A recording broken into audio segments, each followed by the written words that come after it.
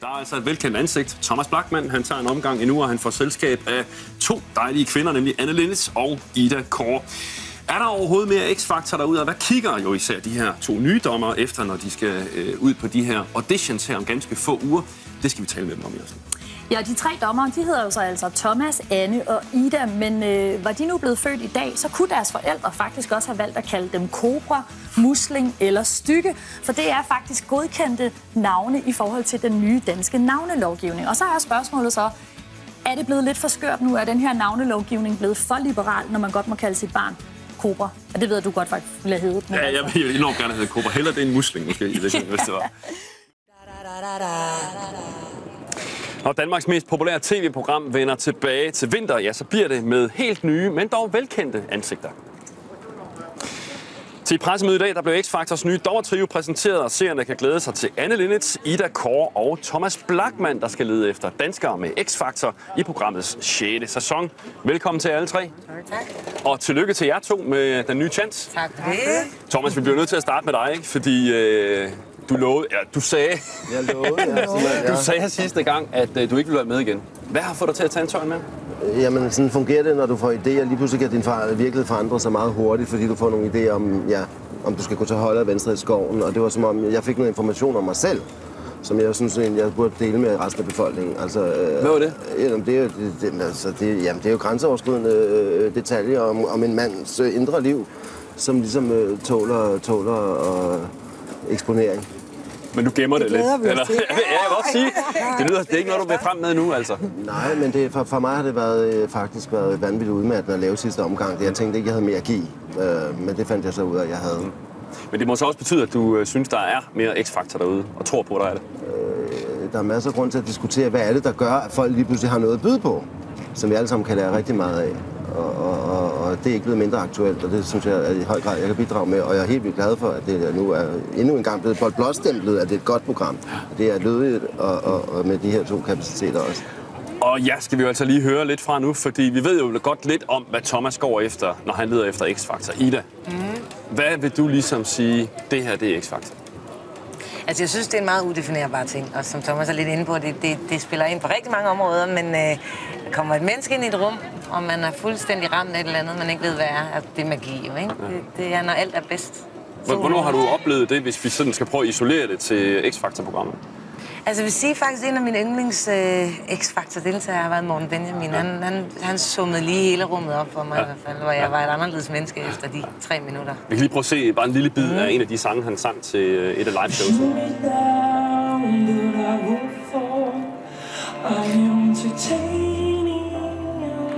Hvad er det, han kan i det? Jamen, altså, som jeg igen allerede nu fornemmer, altså han lukker fuldstændig af. Det er så rent, og det er så ærligt, og det er så tilstedeværende.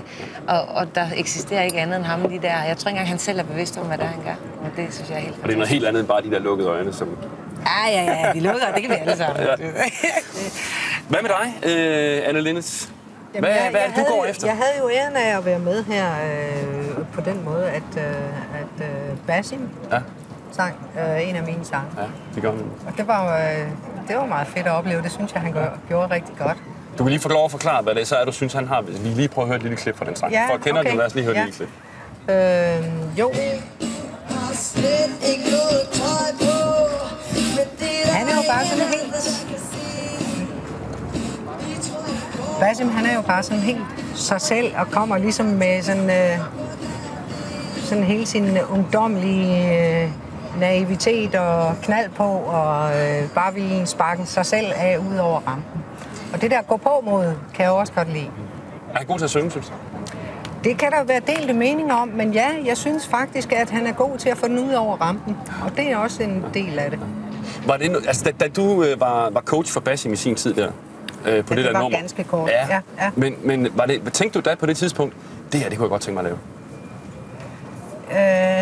Jeg tror ikke, jeg er helt der endnu, fordi så havde jeg nok en masse elever. Ja. Men tænkte du, jeg vil gerne være med i X-Factor, jeg kunne godt tænke mig at sidde bag det der dommerbord? Nej, det tænkte jeg heller ikke der. Ja. Det er faktisk kommet her lige inden for de sidste par måneder, fordi jeg sådan har gået og tænkt lidt over, at verden har jo forandret sig utrolig meget, bare her på de sidste 5 år. Altså både med den branche, vi er i her, og også medieverdenen. har ændret udtryk helt radikalt de sidste 5 år, ikke? Med Facebook og Twitter og nettet. Og når vi møder til pressemøder i dag, så er det jo dobbelt op, ikke? Fordi I skal have alle jeres netsider dækket ind også, ikke? Ja, præcis. Så vi er kommet virkelig på arbejde. Der er mange journalister, ja. I skal sige de samme ting til mange mennesker. Det er også fint nok, men altså... Hvad kan du så som en del af, hvad skal man sige, må jeg godt sige den gamle garde? Det må du gerne. Hvad kan du så bidrage med i sådan et program her? Jamen, for det første, så sidder vi jo, og jeg er så lykkelig for, at Blachman, han er med igen. Det må jeg sige. Fordi jeg synes jo også, det er lidt af en mission at give den unge mand kamp til stregen. Og det tror jeg måske, vi kan. Vi giver det shot. Vi giver det skud. Det er et meget nødvendigt stykke arbejde, og det der oplever også, at en mand kan sætte kvinder på plads for åben skærm. Altså, manden er jo ved at blive en skyggefigur, så en lille pikautomat, man putter en 5'er i weekenden, og så kan han et eller andet, ikke? Altså, så nu har vi alle sammen lidt hår på brystet her. Men altså, der er et nødvendigt stykke arbejde, der skal gøres der. Men jeg sidder alligevel og tænker, at det er jo alligevel 2 relativt stærke kvinder, stærke personligheder, du kommer til at sidde sammen med. Helt fantastisk at repræsentere fuldstændig hver jeres ting, og det kan ikke blive bedre. Og jeg ser meget frem til det. Jeg tror, der er en stor dynamik, og det er netop igen, altså... I kan holde en masterclass for 2 millioner mennesker, ikke? Altså, det er fandme, i stedet for at gå ind på et eller andet konservatorium og stå undervis, så kan vi altså formidle masser af kommunikation her for rigtig mange. Nu har vi jo sat jer sådan, som vi tror, I kommer til at sidde i programmet. Det ved vi jo ikke. Vi tænker ligesom, Blachman, du skal nok stadigvæk være lidt ham den sure ude på fløjen. Så kan det være, at Ida bliver sådan den søde og lidt kompromissøgende. Og Anne Linnet. Ja, men jeg tror, jeg vil battle lidt med dig om at være den hårde. Jamen altså, jeg synes at hverken jeg er sur eller hård, men altså, der er ingen, der ved, hvad fanden der kommer til at ske. Sidder jeg i midten, så kan du godt tænke, at jeg bliver måske hurtigere en lille far der, ikke? Altså, Men Ida, bliver du den kompromissøgende, eller? Altså, nu er det jo musik, vi snakker om, og jeg tror, det vi har til fælles i hvert fald, det er vores kæmpe passion og hjerte her i livet, det er musik. Og det er jo følelser, passion. Så jeg skal men følelser kan jo både være, som du sidder her og sidder og drejer, du sidder og smiler og så videre, men kan man også blive vred og indebrænder? Ja, det kan man da. Og det vil også undre mig meget, hvis ikke der kommer blod, sved og tårer på tapetet, ikke? Men man kan sige, at vi har jo et fælles mål, og det er, og det skal man jo ikke glemme, at det er vi jo fælles om at finde dem, der har den der x-faktor. Ikke? Finde dem, for hvem musik og det at udtrykke, hvad de har indeni, det er en livsnødvendighed. Altså, de kan ikke... Og hvis det så kræver, at man skal være lidt hård i filten, så er det så også det, ja? Jamen, jeg tror ikke, det bliver en bevidst ting. Jeg tror bare, det opstår. Jeg tror, man sidder der... Jeg tror, det er en... Undskyld, jeg afbryder. Jamen, lad os diskutere det her nu. Det skal I nok vende jer til. Nå, men det er jo meget poetisk metafor, musikken der, for menneskesyn og alt muligt. Så selvfølgelig bliver man aggraveret og kommer til at diskutere det der menneskesyn, om det skal gå den ene eller den anden vej, ikke? Og rigtig og forkert og så videre. Så det er virkelig en god kombination. Du fik skæld ud af Pernille sidste år i et par programmer. Tror du også, du får skæld ud af de 2 søde piger her? Forhåbentlig, altså. Du gerne skæld. Det er jo motorens kerne, det er jo benzin. Jeg tænker over de der konflikter, som der Ja, selvfølgelig.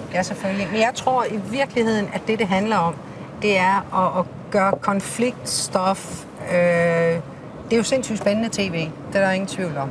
Og det er jo også det, vi er hyret ind til at lave spændende tv. Det er også derfor, de gerne vil have dig år efter år, Blachman. Ikke? Du er skidegod på tv. Ja. Og også fordi du er kompromisløs. Fungerer faktisk kun på tv. Ja. Fungerer ikke in real life. Nej, sorry.